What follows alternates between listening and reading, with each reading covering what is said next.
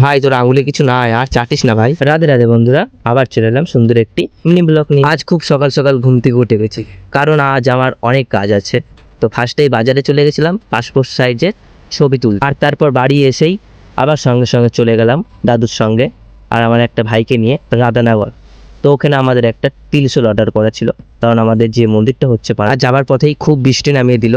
প্রায় ওখানে ঢুকেই গেছি আর তখন দেখি মানে খুব জোরে বৃষ্টি হচ্ছে। আর আমাদের তিলসুলটা বানাতে দিয়েছিল রাধানগরের হসপিটালের সামনে।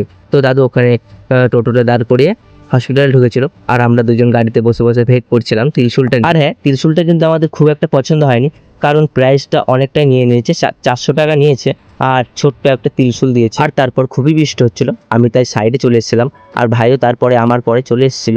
আর ভাই এসেই ও কি করছি বলো তো, এখানে কেউ কি বলতে পারে? হসপিটালের সামনে একটা আমি গাছ দেখলাম, কিন্তু গাছটা মরে গেছে, কিন্তু অনেকগুলো পাখির বাসা আছে। তো তারপর বৃষ্টির মধ্যে আমাদের খুবই কিছু খেতে ইচ্ছে করছিল, আর সামনেই তো দোকান আছে হসপিটালের সামনে। ভাইয়ের এত খেতে পেয়েছে যে আঙুল চেটে চেটে খাচ্ছে, এত স্বাদ খাবারটা। আর খাবার খাওয়ার পর প্যাকেটটা কিভাবে ছুড়লো দেখলে তো তুমি। দেখো, আমাদের বাড়ির সামনে চলে এসেছি, কিন্তু আমাদের এখানে একটুও জল হয়নি, আর এই মন্দিরটার জন্য আমরা তিলসুল বানাতে গিয়েছিলাম।